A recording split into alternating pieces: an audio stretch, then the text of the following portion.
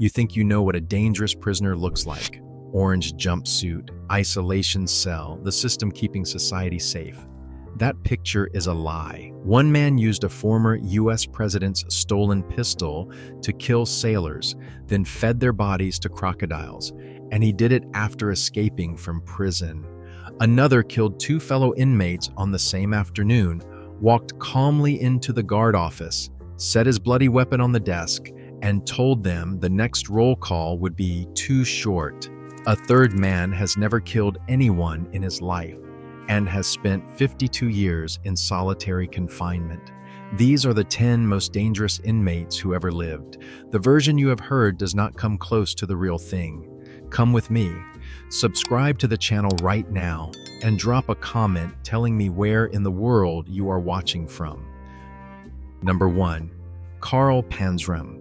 Imagine you are a corrections officer in 1929, and the man in front of you told the warden to his face that he would kill the first man that bothers him. You probably thought it was posturing. It wasn't. Panzram confessed to 21 murders, over 1,000 rapes, and thousands of burglaries and arsons across 3 continents.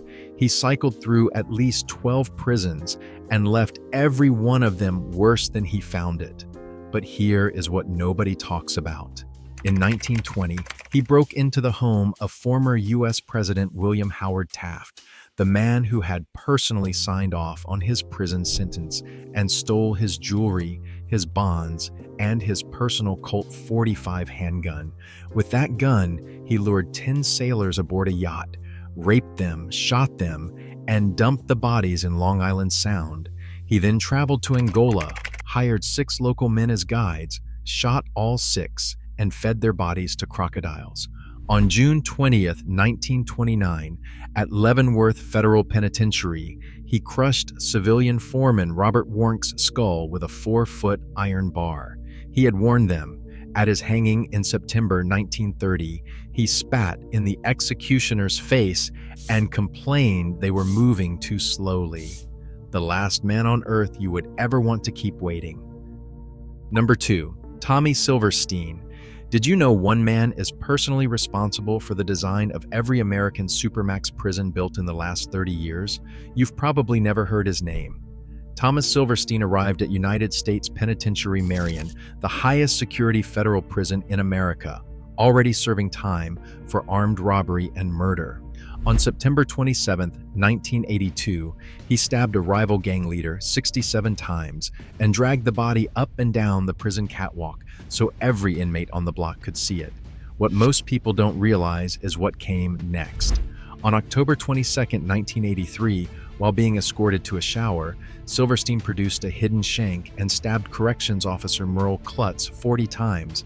Hours later, an associate used the identical method to kill a second officer on the same day. Those 2 murders directly caused the 23-year lockdown of United States Penitentiary Marion and inspired the construction of ADX Florence, the supermax that now houses America's most dangerous federal prisoners. Federal authorities issued a no human contact order for Silverstein specifically. For 36 years, he lived in cells built just for him. One cell was 6 by 7 feet, underground, windowless, with a light buzzing 24 hours a day. No clock, no window, no calls. He tracked time by counting food trays and did 2,000 sit-ups a day. His earliest theoretical release date was November 2nd, 2095. He would have been 143 years old. He died in federal custody in 2019, still in solitary. Number 3. Albert Fish, New York City, 1928. A frail, gray-haired grandfather knocks on a family's door. He looks like someone's sweet old uncle. He was 66 years old. He was also one of the most depraved human beings in recorded history. Albert Fish confirmed to police he had murdered at least 3 children and claimed victims in every U.S. state. His most devastating case was Grace Budd, age 10, whom he took from her Manhattan apartment in June 1928. Under the pretense of a birthday party, strangled her at an abandoned house 40 miles away, dismembered her, and ate her remains over 9 days. Then, 6 years later, he wrote a letter to Grace's mother describing what he had done in precise detail. She was illiterate. Her son had to read it aloud to her. That letter, which historians describe as one of the most disturbing documents in criminal history, was also Fish's fatal mistake. The envelope contained a traceable emblem from a private chauffeurs association. Police staked out the address. When they arrested him, Fish appeared cooperative, then pulled a razor blade and lunged. X-rays during the examination revealed 29 needles he had inserted into his own body over years. His defense attorney told the court, Fish exhibited every known sexual perversion and several that had no name. A juror later admitted none of them doubted he was insane, but they felt he should die anyway. His response to the death sentence was, "What a thrill. The only one I haven't tried." He was 65 years old, the last face anyone expected. Number 4, Robert Maudsley. In 1983, 7 years before The Silence of the Lambs was written, British prison authorities built a custom bulletproof acrylic cell in the basement of Wakefield Prison for one specific inmate. Glass walls, a concrete slab for a bed, furniture made of compressed cardboard, 4 to 6 guards every time the door opened, 23 hours a day, alone for over 40 years. Robert Maudsley killed 4 people. Every single one of them was a convicted child molester or violent sexual abuser. In July 1978 at Wakefield, he killed 2 inmates on the same afternoon, hid the first body under his bed, stalked the second through the wing, then walked calmly to the guard office, placed his weapon on the table and said, "The next roll call will be too short." They built the glass cage 4 years later. He spent over 17,000 consecutive days inside it, the longest solitary confinement in British history. In 2000, he petitioned the courts for 3 things: relaxed conditions, a pet budgerigar, or a cyanide capsule. All 3 were denied. In 2025, at age 71, he staged a 5-week hunger strike after guards took his PlayStation and television and was transferred to a new prison for the first time in 42 years. Thomas Harris did not base Hannibal Lecter on Robert Maudsley, but the glass cage came first. Number 5, Charles Bronson. Today you might get irritated when you are stuck behind someone slow at the self-checkout. Charles Bronson has been in solitary confinement for approximately 37 years, transferred between prisons over 120 times, and has never, in his entire life, killed anyone. He received a 7-year sentence for armed robbery in 1974. He is still imprisoned 52 years later. His record inside is staggering. 11 hostages taken across 9 sieges, 9 rooftop protests.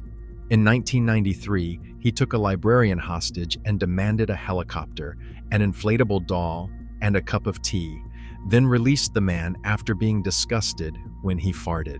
In 1999, he held an art teacher hostage for 44 hours because the man criticized one of his drawings, dragging him around by a skipping rope while reportedly singing Yellow Submarine. He wrenched a washing machine out of the wall so hard he knocked himself unconscious. In 2014, he smothered himself in butter before attacking 12 guards simultaneously to make himself harder to grab. Ronnie Cray once called the prospect of meeting Bronson the most frightening prison experience he had ever had. His 2023 parole response was, "I have had more porridge than Goldilocks and the 3 bears." Still denied. Number 6, Ted Bundy.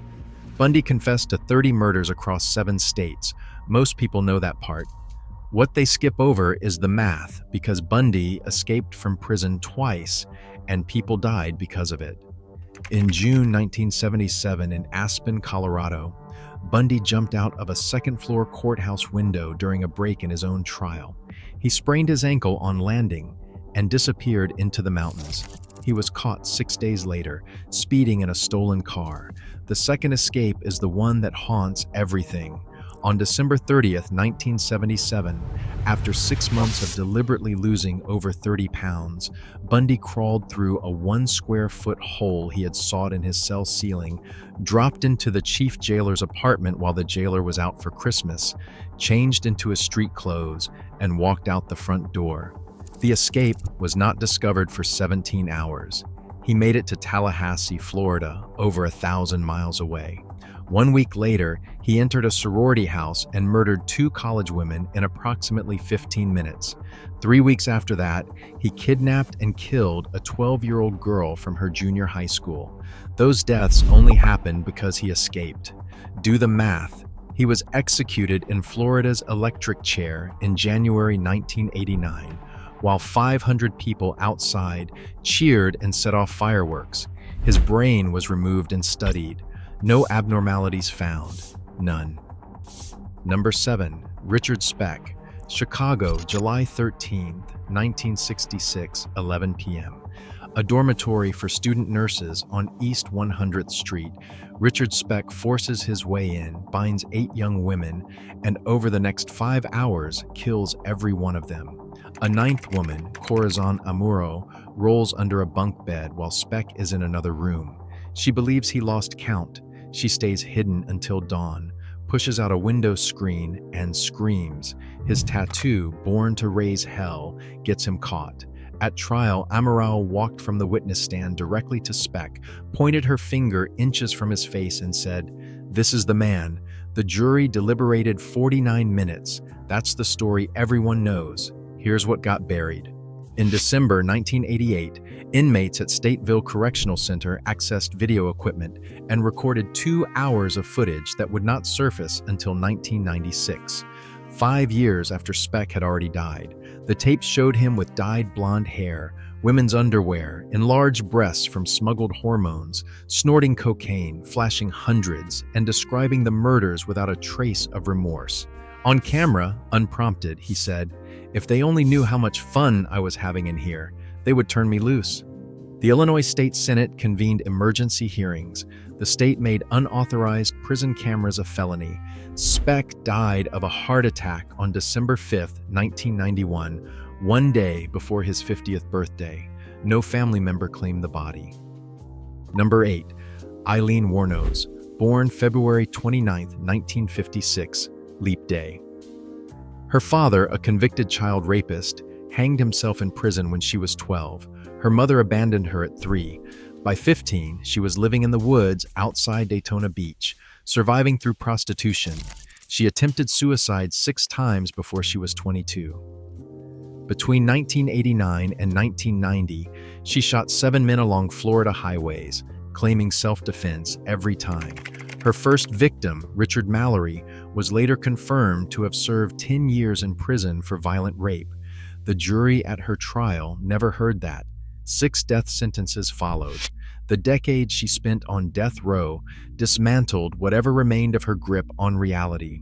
She claimed that guards contaminated her food and that prison authorities were using sonic pressure on her head to control her mind. In 2001, she wrote to the Florida Supreme Court requesting execution, calling further delays a waste of taxpayers' money. She fired her lawyers. She dropped all appeals. Her last words at her execution on October 9, 2002, were a rambling promise that she would return like Independence Day with Jesus on a mothership. She drank only a cup of black coffee, no last meal.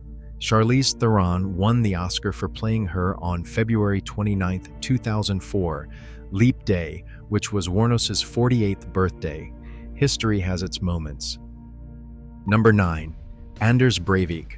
On July 22, 2011, Breivik detonated a 950-kilogram car bomb in Oslo, killing 8. He then drove to Utoya Island, put on a fake police uniform, and shot 69 people at a youth summer camp, 33 of them under 18, over 72 minutes. In total, 77 people died. 90 minutes before the bombing, he emailed a 1,518-page manifesto to over 1,000 people. The massacre shocked Norway and the world. He was sentenced to 21 years of preventive detention, extendable indefinitely. When the verdict was read, he smiled. Being declared sane was the outcome he wanted. He presented himself as a political terrorist, not a madman. His three-cell prison complex includes a bedroom with a television, a study with a recliner and a bookshelf, a gym with a treadmill, and a hallway with a bird cage containing 3 budgerigars and framed pictures of the Eiffel Tower on the wall. He demanded his Xbox be upgraded from an Xbox 2 to an Xbox 3. He complained about cold coffee, facial cream, and microwaved meals. In 2016, he sued the Norwegian government for inhumane treatment and briefly won at the district court level before the decision was overturned. His prison sits on the shore of the same lake as Utoya Island.